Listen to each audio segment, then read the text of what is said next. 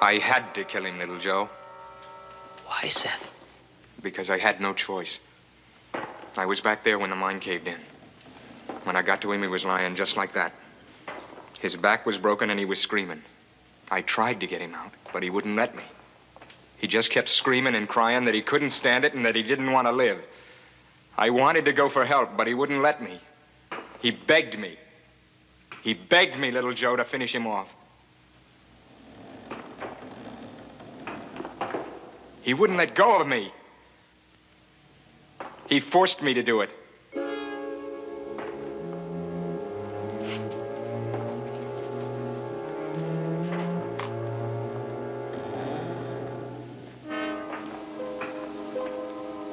Little Joe, you know I wouldn't have done it if I'd had any other choice. You do know that, don't you? You'd have done the same thing I did.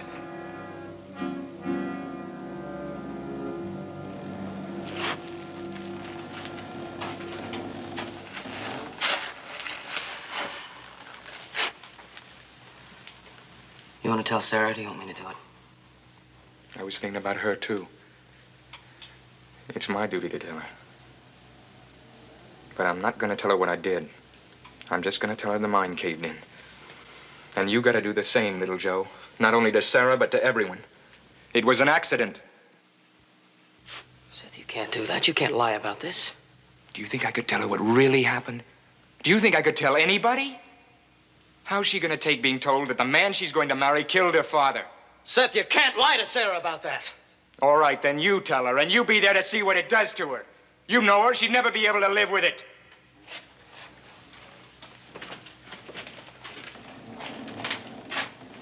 I've got to live with it. I know what you're thinking. That it's like shutting your eyes to murder. That's right. Well, that's not what it was. It was being merciful to him to do what he asked. And there's only one person in the world it's going to hurt if it's told. And I don't want her hurt. But if you think I should take that chance, I'll go tell her right now.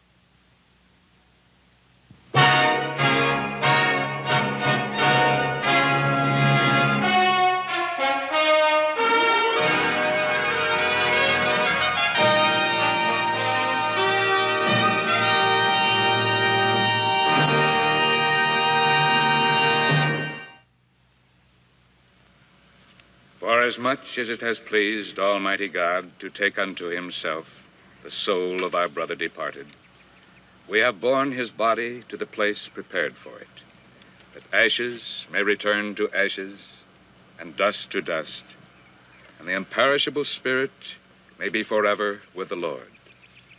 Now may the peace of God, which passeth all understanding, keep your hearts and minds through Christ Jesus. And the grace of the Lord Jesus Christ, and the love of God, and the communion of the Holy Spirit be with you all and always. Amen.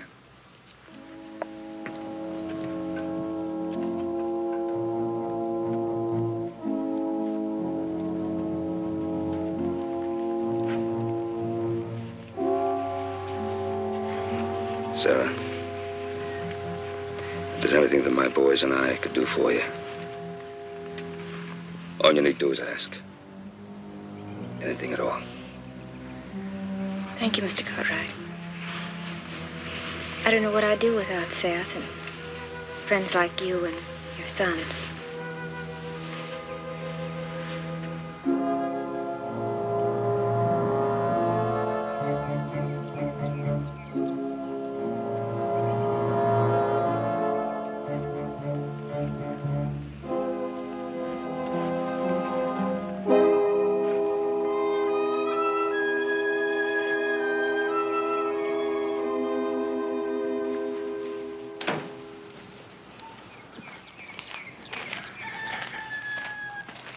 Well, come here.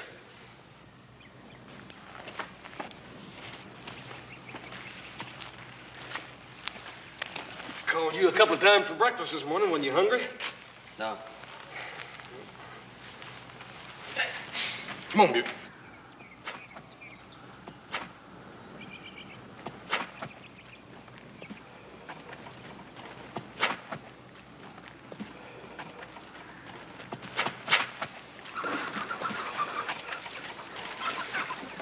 Yeah.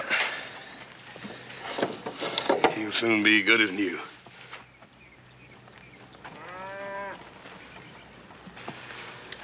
You're wasting your time.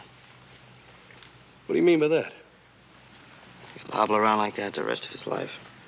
Oh, come on, Joe. Well, he'll be running around that pasture as good as new in no time. Well, look at him. Can't you see he's hurting? See, he's trying to get around like a normal horse. What's eating you, anyhow? Nothing. Got him all bandaged up.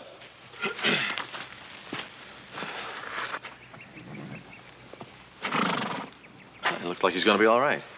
Yeah, to me and you it looks that way, but to our little brother here, he don't figure he's got a chance. Well, you better be wrong, because I spent $100 a pound's good money for that horse. Well, what's that got to do with it? Look, why should the animal have to suffer just because he doesn't know what to do about it? Suffer? Well, he may be hurting a little bit, but it's worth it if he gets well, isn't it? I don't know. Forget it. Well, let's go in the house and rustle up some grub. I'm hungry. Yeah, me too. Come on. So, what's happening in town? Well, there's one whale of a poker game going on at the Silver Dollar. It's been on for about 24 hours now. Yeah? Who's the big winner? Seth Pruitt, from the looks of things. Hey. Seth Pruitt? Yeah. He's playing poker? So, what's the matter with playing poker? Nothing. Let's go get that grub.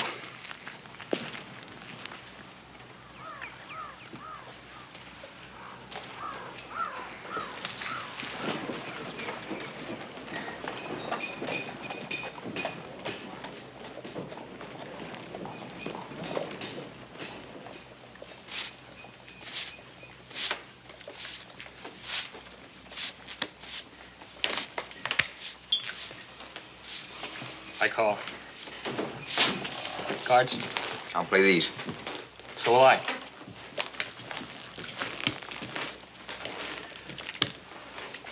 I call.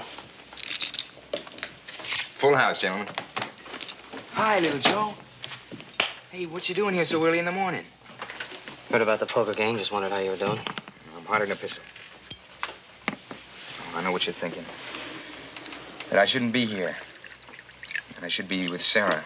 Is that right? I'll let you judge. What you do is your own affair. Yeah, but it don't look right to you, finding me right here in the middle of a poker game, does it? Like I said, it's none of my business. Well, the game's an accident, Joe. I came in yesterday to catch the stage for San Francisco. It was late, so I decided to sit in a hand to pass the time. I got lucky, and I've been here ever since. Why are you going to San Francisco? Business? Just business, Joe. I'll catch the stage this afternoon. Hey, listen. Do me a favor, will you, while I'm gone? Yeah, what's that? Go out and see Sarah. She's been, awful moody since her pa died. Maybe you can help snap her out of it.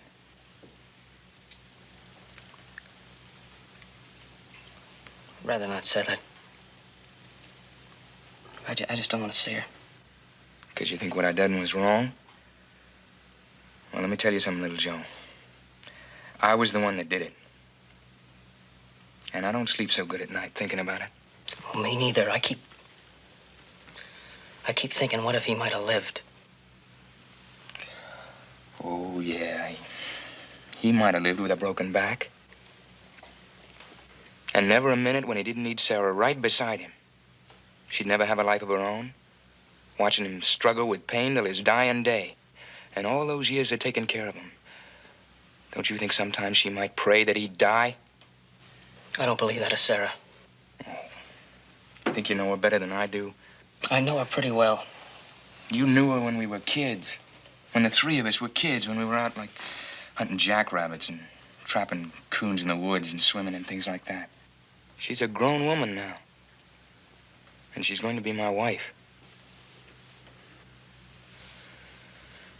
I got no choice but to keep it from her, little Joe. So you live your whole life a lie? Mm. A lot of people do. Only most of them don't have the good reasons the way we do. As Sarah and me are getting married when she feels better. I'm gonna do everything I can to make her happy. She'll be all right. Hey, come on and go out and see her, will you? She said she wanted to be by herself, but I think if she saw you, it might do her some good.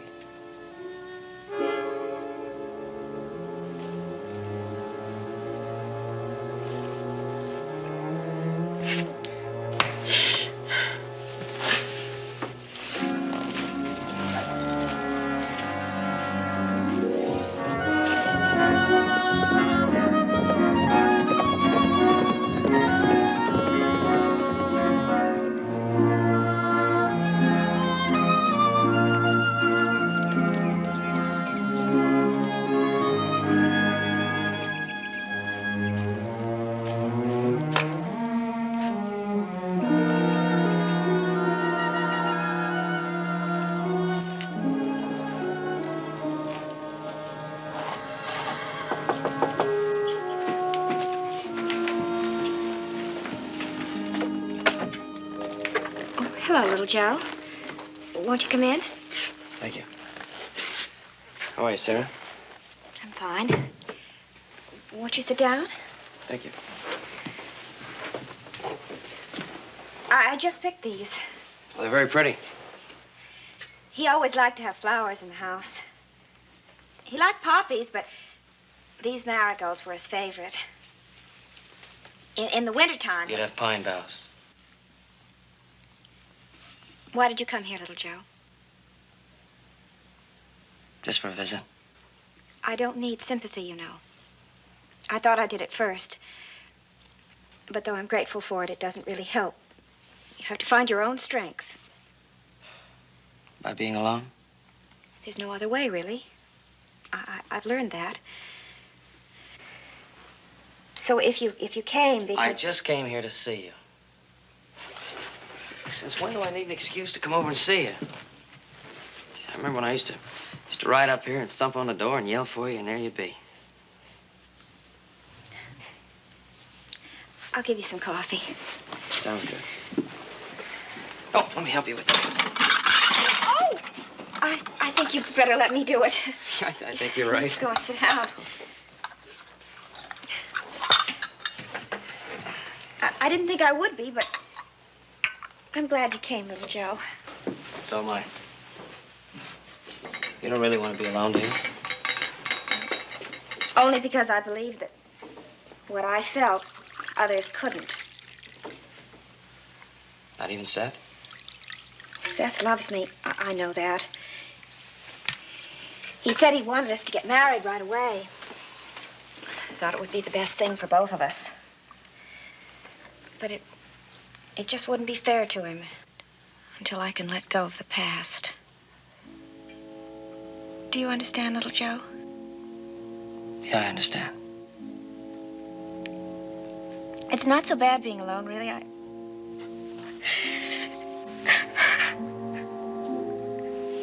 Sarah, you shouldn't stay out here by yourself. It's my home, little Joe. I'm fine. Really, I am. Look, why don't you come out to the Ponderosa and stay for a while? No. I know we've got plenty of room. Pa'd love to see you out there again. I'm fine here. Really, I am. Please. We're not going to feel sorry for you. Look, if you want to be alone, you be alone. If you want to be with friends, you be with all the friends you want. Any way you want it. But please, give it a try. If you don't like it, you can always come back here. I just think it'll give you a chance to straighten out. All right. Well, come on, then. How about a little smile?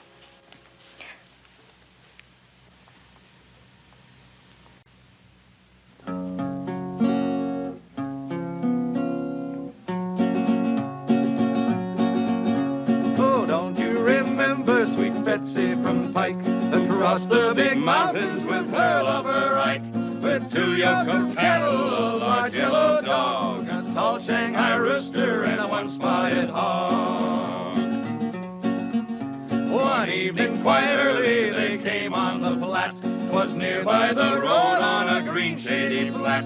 When Betsy, sore-footed, lay down to repose, and wondering Ike gazed on his Pike County roads. They soon reached the desert where Betsy gave out, and down in the sand she lay rolling about, while Ike, half distracted, looked on in surprise, saying, "Betsy, get up, you'll catch sand in your eyes." That was a wonderful song. We know a bunch of them. Hey, wait a minute. No more tonight. We got a lot of things to do in the morning. Oh, it was a lovely evening. Yeah, it was fun. You've all been so wonderful to me. So kind and considerate, I'll never forget it. Oh, that's what friends are for, Sarah. Good night. Good night. Have a good sleep. Thank you. Sarah? Thought maybe tomorrow we might take a ride around the ranch. Oh, yes, I'd like that. I'm so glad you persuaded me to come. Good night, little Joe. Good night.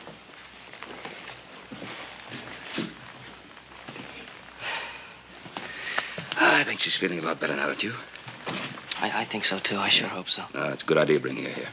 It's kind of like the old days when we were kids. You know? She was always over here. She's sure become a fine young lady. I just hope she can get over the shock of her father's death. Yeah. Well, that was sudden. If ever there was a man that really wanted to live. Oh, what's the matter? Oh, there's nothing the matter.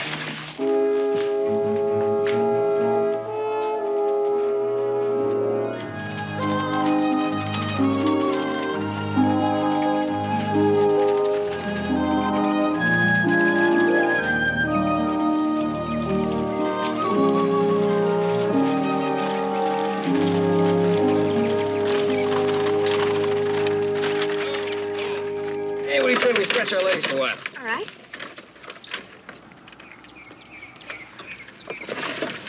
There we go. Oh, little Joe, the Ponderosa is so big and beautiful. You know, I never thought about it before, but it's almost like having a whole world all of one's own. Yeah? If Pa never lets me forget, I gotta take care of every square mile of it, too. Down there, isn't that where we found that bear cub? Hey, that's right in the big cave down there. Uh-huh. Do you remember when we saw its mother coming, we dropped the cub and ran for our lives? Seth didn't want to run. He wanted to shoot. That's right. I'm glad you didn't let him. As I recall, it wouldn't have done any good anyway. I think we had a couple of crow guns with us that day. You know, when I told my father about being so frightened, he said that it served me right for being such a tomboy. Sometimes I just can't believe that he's dead. It all happened so quickly. Some mornings I wake up and I expect to hear him in the next room fixing breakfast. If only it just hadn't happened so quickly. Nobody can be prepared for accidents. I know, but it was so sudden. Sarah, don't you think it was better that it happened quickly? No. If he'd lived for just a few hours, I would have been able to say goodbye to him. Sarah. Please don't. Please, I can't bear to see you cry. I'm all right. I'm all right. I don't know what I'd do without you, little Joe. Sarah, if there was any way in this world that I...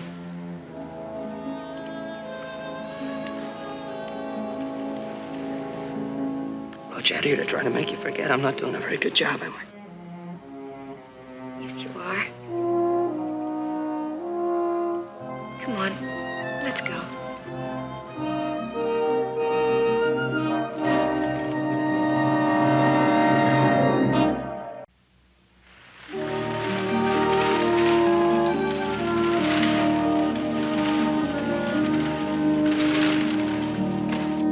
I understand you've been to San Francisco.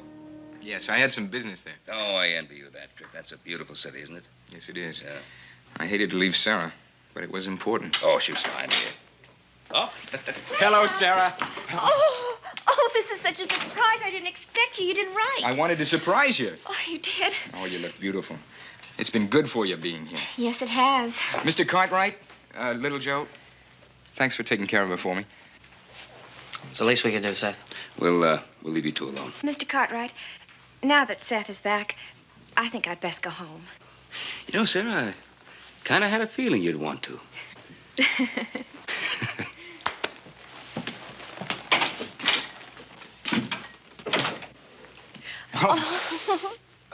Are you sure? Oh, yes. Because if you want to stay here, it's all right with me. No. I'm just glad knowing you've got good friends taking care of you. No, Seth, I want to go home.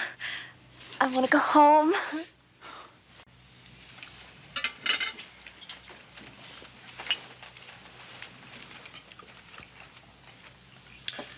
Well, there must be something that you boys can talk about, even if it's only to complain about Hop Sing's food.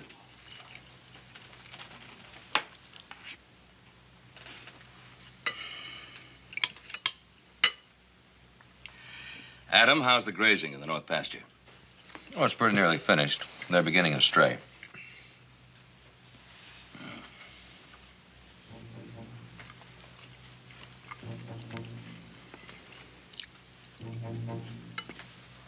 All right.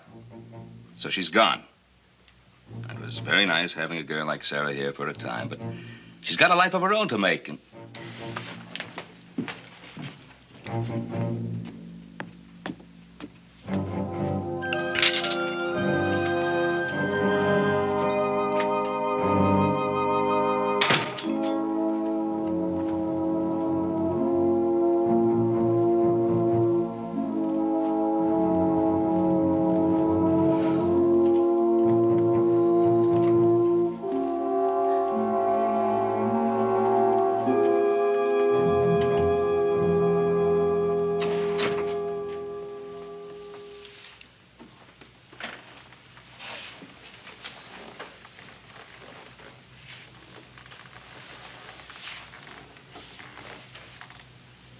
Would it help to talk?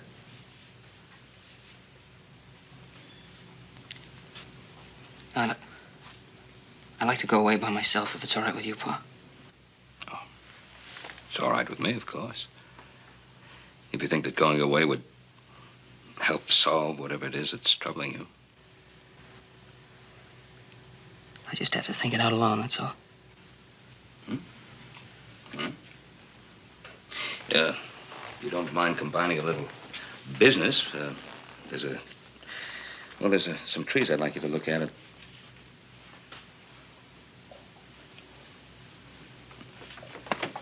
You go wherever you want. Pa? Pa, I want to think it out for myself, but even if I go away, I don't think I can do it.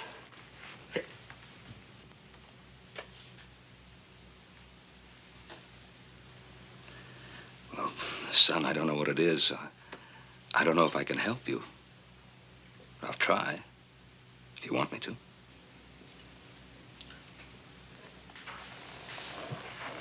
It's not the kind of thing I ever thought about very often. It's the sort of thing that you can't decide the right or wrong of until it happens. And then it happens. And you think you've done what's right. You think you've done the only thing that you could do. The only thing.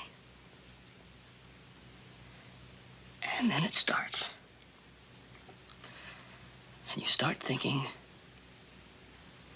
that maybe you were wrong.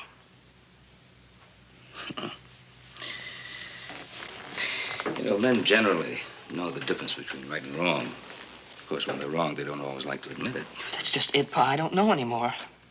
I don't know right from wrong anymore. Well, surely you don't want me to decide for you. I know I have to make the decision myself. Look, maybe you could tell me what you would have done in the same situation. Mm-hmm. Now, this is the kind of thing that could happen to anybody. I mean, it could happen to anybody, Pa. Any one of us could be in the same thing and have to decide. Right. See, now, a man is badly hurt. And he's in a lot of pain. And his friend knows he's in a lot of pain. And the man knows he only has a short time to live. But even those last few moments of his life are going to be filled with agony. I understand. Go on. So he asks his friend if he would end it.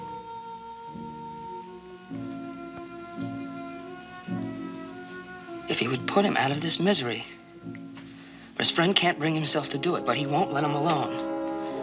He keeps begging and pleading with him for mercy, just to be able to die. And he keeps at him and keeps at him until there's nothing he can do except do what his friend asks. And he kills him. Was that so wrong, Pa? Don't you know? Oh, help me, Pa. I'm not sure. Well, I am sure. I am very sure, son. That was wrong.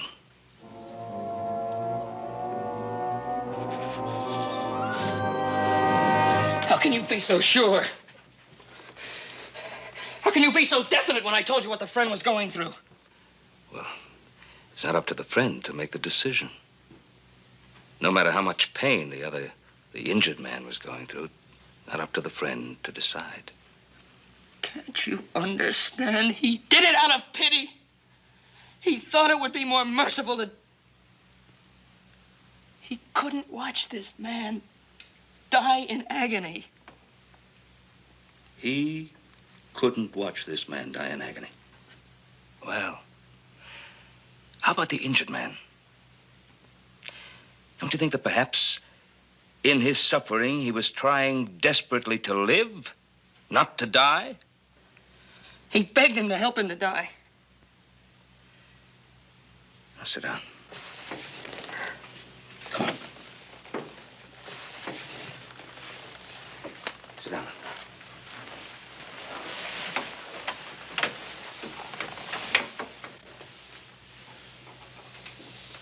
I've always believed that when a man is badly hurt, I mean really hurt badly, his body's broken, nature tries to pick up the pieces and make him whole again.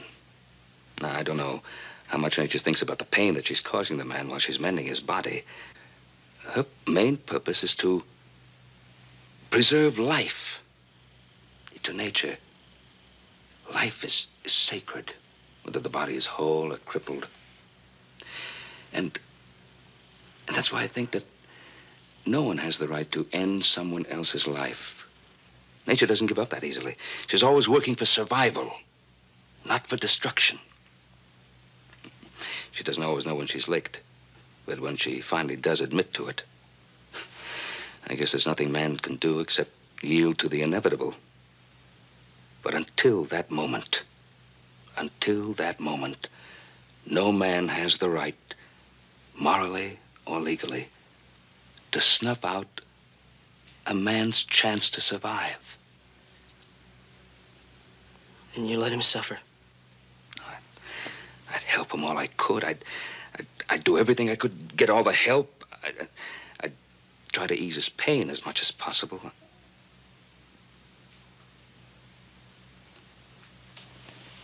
Joseph, have you ever seen a man in this condition? No. Well, I have. I saw a man fall to the deck of a ship from the crow's nest. Saw a man trampled in a stampede. Oh, I've seen a lot of men trampled in stampedes. None of them died right away. They were in terrible pain, but none of them wanted to die. See, a man when he's in bad pain really doesn't know what he's saying. His body is fighting for survival, and his mind isn't always aware of that. It's suffering the pain. So he begs to die. But he shouldn't be listened to. A friend should listen only to the pulse of life. Fight with it, not against it. Well, you think about it, Joe.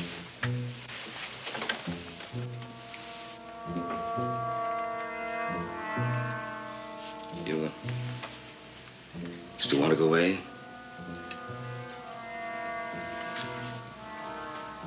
Tell you what, why don't you ride out with Adam tomorrow, try to round up some of our strays?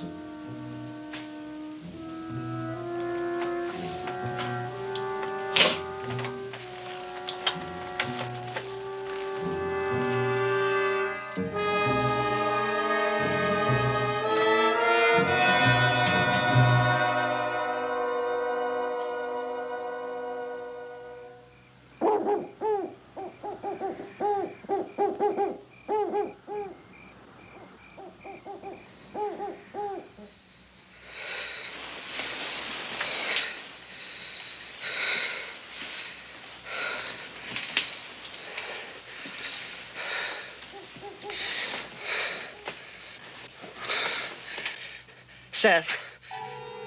Seth, no. No, Seth. Seth, no! Joe? Joe? You all right? Yeah, Adam, it's nothing, Adam.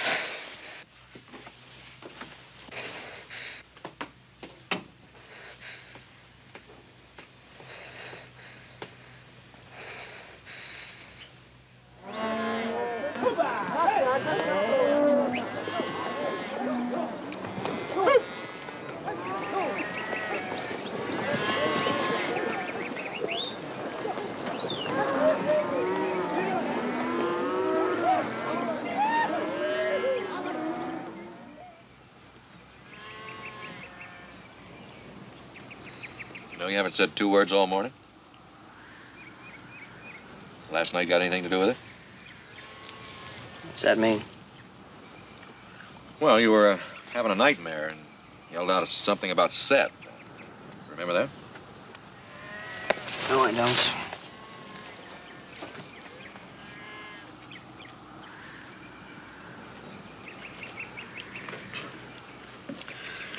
You're still friends with him, aren't you? Is there any reason why I shouldn't be? You can answer that better than I can. Well, look, just because I mention his name in a dream doesn't mean I've got anything against him. I know that. All right, then don't talk about it. All right, Joe, something's bothering you, so why don't you just tell me about it, huh? You killed him.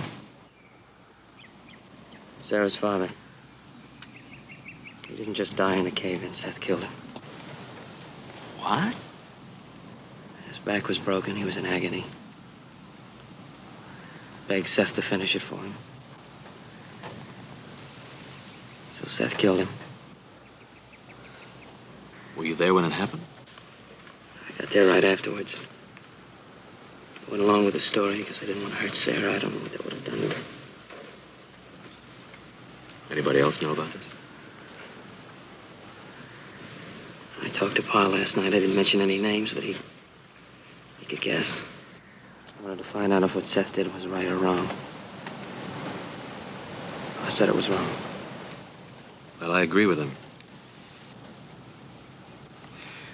Joe, it's never too late for the truth. I think Sarah and the law should decide just how wrong or how right Seth was. Yeah. Anything I can do? Thanks.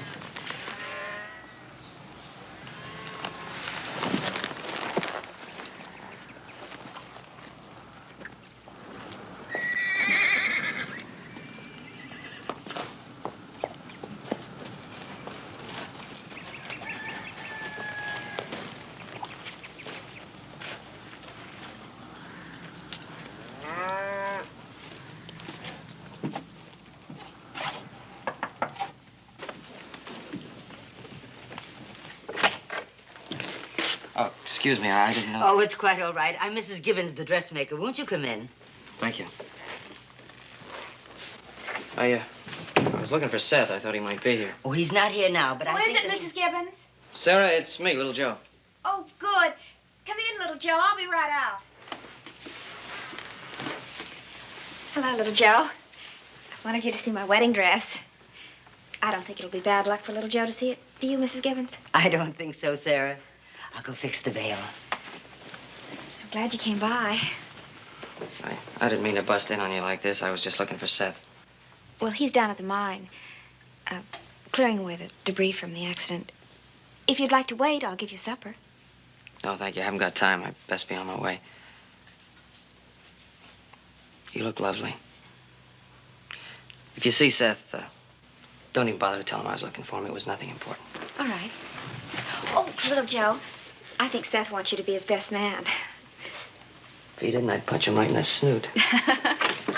Bye.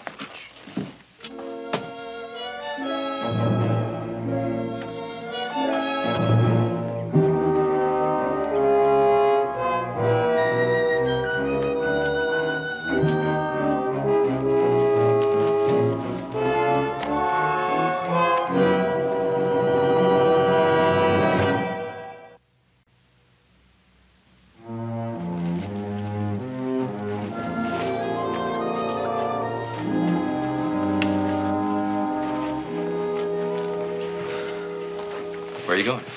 Away? You see Seth? No, I didn't. Why not? Because I changed my mind. I think you and Pa are wrong.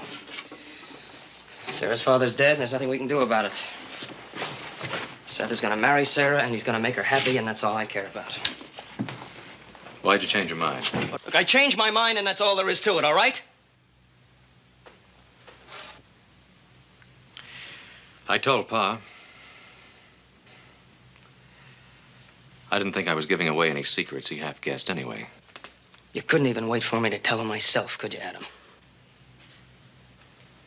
If Pa's told Sarah. Now, wait a minute, Joe. If you'd been so sure that you were right before, you wouldn't have had to tell Pa or me. No, I think you're trying to convince yourself that two wrongs make a right, and they don't. It's got to be told. You know it has.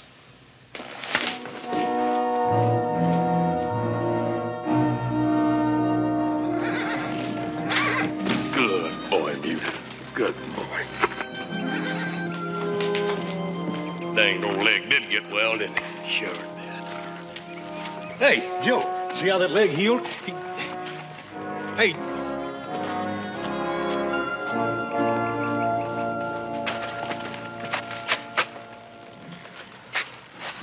Pa, I thought you'd gone to tell Sarah.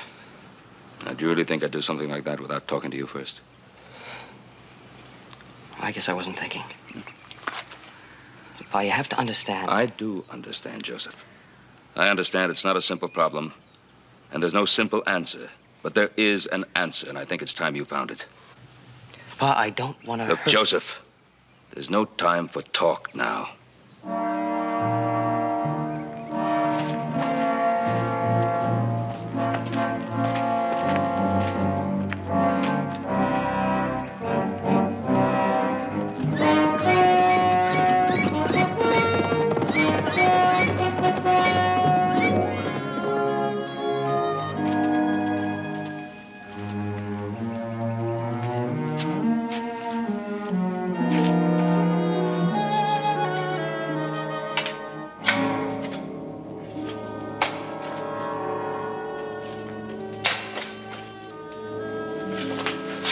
Hello, Seth. Hi, little Joe. Did you come by to give me a hand? No, I wanted to talk to you. Yeah? What's the matter? Come on, sit down.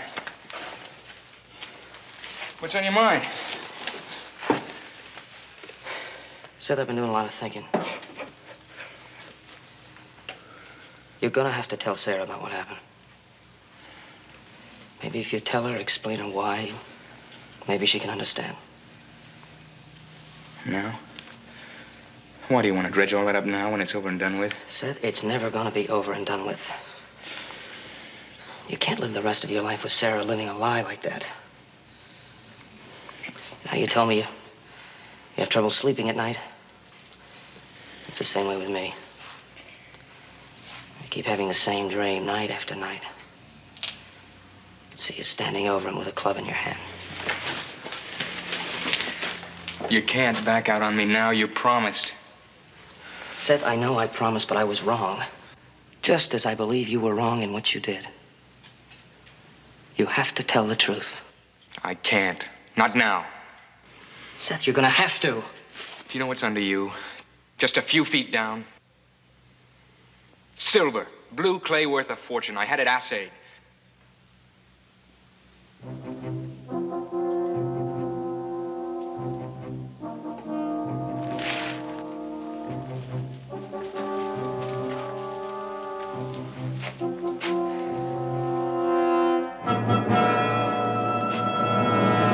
Sarah's father know about this? No, all he did was scratch off the top. And why didn't you tell him? Because he and I weren't getting along so well. He even objected to me marrying Sarah. I wasn't going to tell him anything. But now everything worked out all right, didn't it? You've got Sarah and you've got the mine. Listen, little Joe, let's share this. As soon as Sarah and I are married, I'll make you a partner. It'll be just like old times. The three of us together again. Remember? Oh, yeah, I remember, Seth. But you're not the same. You're not the same person at all. This is all that's important to you, isn't it? The mine and the money. That's the important thing, isn't it? You think the Cartwrights are the only ones that have a right to have money? You've had so much and you've had it for so long you don't care. Well, I never had anything. I never had a family taking care of me. Ever since I was a kid, I was scratching for $1 all by myself. Sure, I want the money in the mine. Why not? Well, now you got it. But was it worth it, Seth? Was it worth murdering for? What are you talking about? You know what I'm talking about. You weren't getting along with Sarah's father. You didn't want to tell him about the silver. He didn't want you to marry his daughter. Come on, Seth, tell me I'm your friend. Did you plan the accident or just take advantage of it when it happened? Oh. What could you prove, Joe? What could the law prove? I don't know, Seth, but we're gonna give it a try. I'm taking you to the sheriff. No, you're not! No, you're not! Now throw your gun away.